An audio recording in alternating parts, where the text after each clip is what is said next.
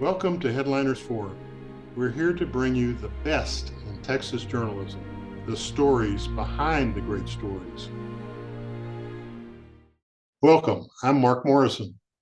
Our special guests are Perla Trevizo of ProPublica and Texas Tribune, and Mike Hixenbaugh of NBC News. They and their teams at Texas Tribune, ProPublica, and NBC won the top award for investigative reports in this year's Charles Green Awards.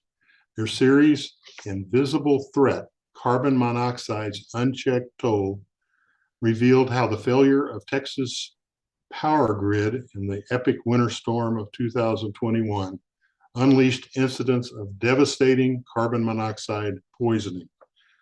The result was at least 11 deaths and more than 1,400 emergency room cases in the state. This award is presented annually by the Headliners Foundation of Texas in partnership with the Associated Press, Texas Print and Broadcast Associations. Pearl and Mike, congratulations and thank you for joining us. Thank you for having us. Yeah, thank you.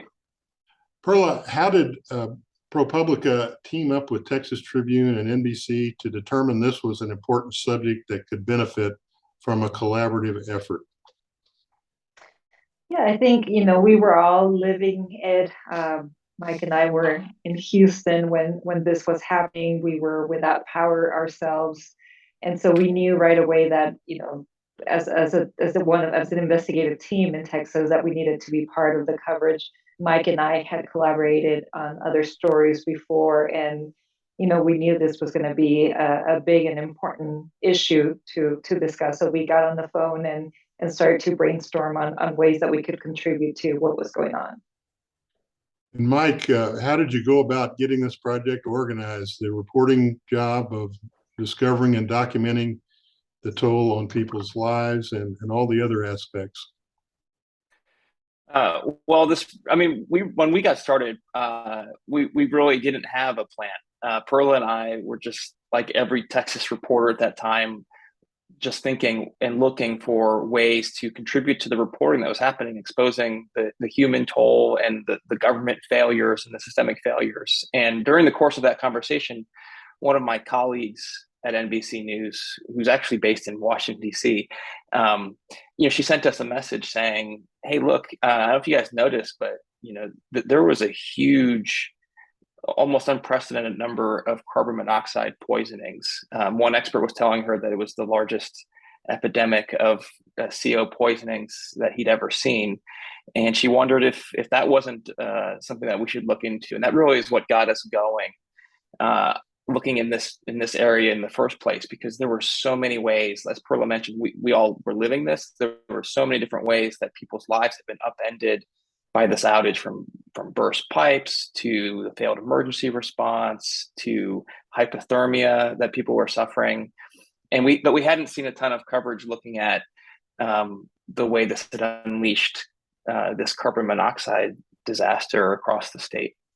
Right. Mark, Yes, go ahead. Yeah. Let me add. So as Mike, said, once we did that, at the end, looking back, we ended up filing more than 100 public records requests. It was a team of 5 reporters, including a researcher, a data reporter, right. Mike's colleague, Mike and myself.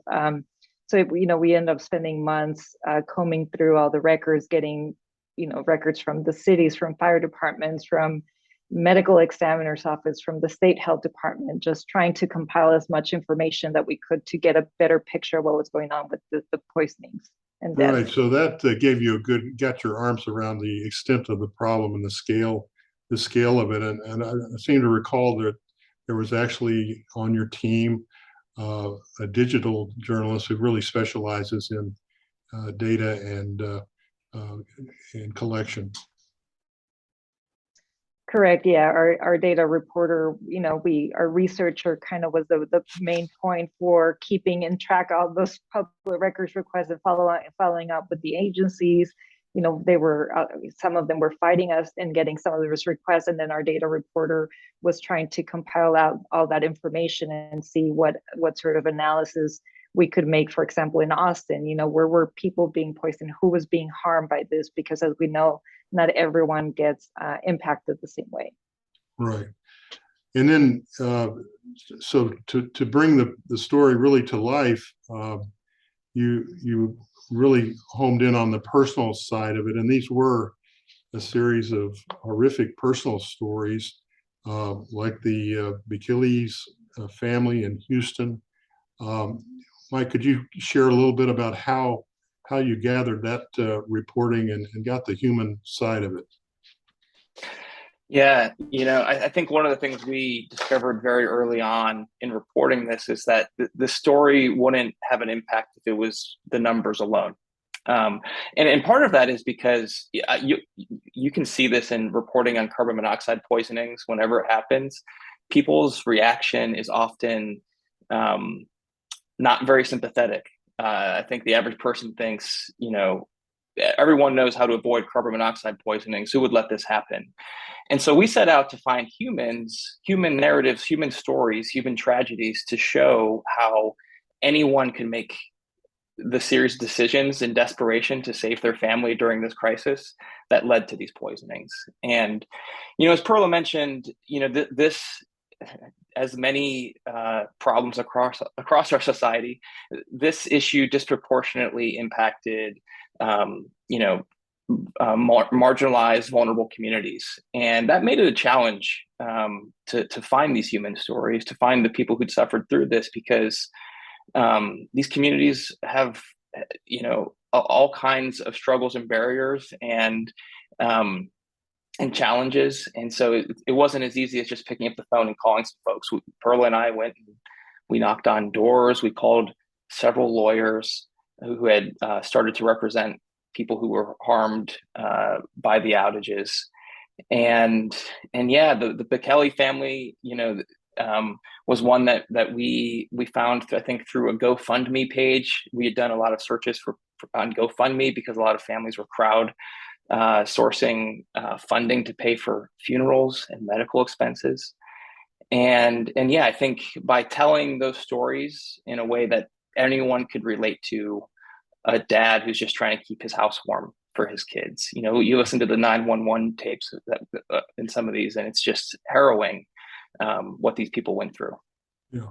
And in that particular case, it involved, I believe, the mother of the family of four, who was desperate to get warm and went into the garage and started the car to turn on the heater and didn't realize the consequences of that. Absolutely. Yeah. And it's one thing I learned so much from this. I went out and bought some carbon monoxide alarms after we started reporting on this story. Because I remember even during Hurricane Harvey, I went in my garage to charge my phone and ran the car for a period of time, not really, I think, even realizing the danger I was putting myself into. So this could happen to anybody. Right. Pearl, unfortunately, a lot of the victims were children. How were they affected? I think as Mike alluded to, you hear the 911s and basically, parents desperate to keep their children warm. They were facing impossible decisions, and so you had a lot of kids who were losing consciousness. You hear parents wailing as they're calling 911 and saying, "My kid is not responding." We talked to a woman who was pregnant and her daughter had ended up being hospitalized. Another father whose 12-year-old son and wife were not responding. The Bekele family unfortunately led to the death of one of the children, and the other one was hospitalized for multiple months, right, Mike? And so children, again, if you're in a home, like the thing with carbon monoxide is that you can lose consciousness before you realize that something is wrong. And in this case, a lot of times the children end up. And what were some of the sources of the carbon monoxide in these situations? Parents were bringing in girls inside the houses. They were using gas stoves, portable generators, which led to follow-up coverage on this issue. Cars, things that, as Mike said, I think it's easy when we report on this, we hear from readers saying, well, they should read the instructions, they should know better. Like, who thinks about bringing in a grill inside the house? Like, we all know that you're not supposed to do that. But I think in talking to experts and the families themselves, what we heard over and over is that when you're in this impossible situation, when you're seeing your children, freezing, you're not thinking straight. You're just trying to come up with any solution, and you might not think that, oh, my generator has to be at least 20 feet from the house, and it should not be close to any windows or doors, or even if I open the door of the garage, it's still dangerous to have the car running. All those sort of things that are common sense to us when we're not dealing with that, right? But in that situation are not as black and white. Well, and people in the Northeast or the Midwest who deal with these kind of winter conditions on a regular basis are pretty familiar with some of the things that you shouldn't do. It was a unusual situation for people in Texas to face. Mike, some of the worst outcomes were because of long delays in the first responders getting to the scene, and that affected all kinds of things, all kinds of emergencies, but particularly including the carbon monoxide cases. Yeah, absolutely. I mean, I think this was, I hate to use the cliche, but a perfect storm, because not only were there, huge numbers of people in need and struggling, and, there was hundreds of carbon monoxide calls going on all over the state. But at the same time, the 911 service the cell phone service was poor, so it was difficult for people to call for help, and in many places the roads were frozen, and so it was a challenge for first responders to get out. And in one case, we actually circled back and did more reporting on the Kelly case, because in the course of reporting the initial story, we'd heard that there had been multiple calls to Houston Fire Department seeking assistance at that home, and in fact, that they had been there at one point and left, and the family member called for them to come back, and it led to some additional reporting just about what are the best practices for first responders when they arrive at a house where there's a suspicion of carbon monoxide poisoning and no one comes to the door. Experts told us in that case the best practice is probably to go inside, to kick the door in, because if there's carbon monoxide poisoning or a risk of it, of course no one's coming to the door. And so, but it was hectic, and everyone was challenged and stretched thin that week. Yeah, Perla, most of us go into journalism to have a positive impact, and this story certainly has had that on government procedures and emergency procedures and regulations designed to head off carbon monoxide poisonings in the future. Can you share with us some of the changes that are going on that may head off this kind of disaster in the future?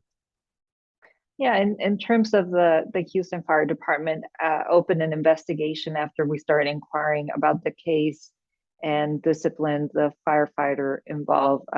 They denied our records request to find out more about what they had actually done about it, and unfortunately we lost that one. But we know that at least they investigated, and hopefully experts were saying that beyond that they were hoping that it would lead to some policy changes at the county level. Harris County, which the biggest county in the state and among the biggest in the country, instructed the fire marshal's office to look into how they could require more carbon monoxide detectors in more residences. I mean, they're somewhat limited, and that's part of what our first piece focus on, this patchwork of policies that makes things more complicated. And at the federal level, the CPSC, the Consumer Product Safety Commission, took the issue again and said they were going to require or move towards requiring manufacturers to make portable generators that start by emitting less carbon monoxide in the first place. Yeah, Mike, one of the things I'm sure you want to do is to keep this issue in front of the public. Are you and your colleagues following up with developments on the regulation and emergency procedure issues to keep people informed? Absolutely. And it's funny, I think when we first started doing this reporting, I don't know if Perla and I actually imagine that we would even do more than one story on carbon monoxide. We thought that'd be the first in a series of stories on different subjects related to the storm. But this issue became so, we realized it was so urgent and important and undercovered that we just kept kind of going on it. And so one area that we're going to continue following is, among others, is the regulation of portable generators. As Perla mentioned, that is one of the biggest drivers in terms of carbon monoxide injuries and deaths after major storms and outages. And there's all kinds of activity coming from the federal government, from a congressional committee that's looking into this, and new reviews from the Consumer Product Safety Commission, and the potential for mandatory safety standards. And I think for sure we'll continue reporting on that and other developments around state policy. Very good. The contest judge, Jamie Stockwell, executive editor of Axios Local, summed up the series this way: "This is investigative and accountability journalism at its finest.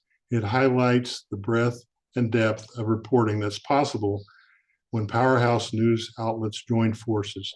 Mike and Perla, congratulations again to you and your team on winning this well-deserved Headliners Award.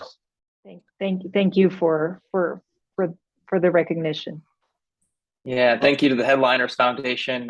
This is a great honor, and I'm just honored and thrilled that we got to be a part of it. Thank you. You're very welcome. On our site, headlinersfoundation.org, you can link to this winning series and to interviews with other award-winning Texas journalists. For my colleague and Headliners Forum producer, Gary Pickle, I'm Mark Morrison.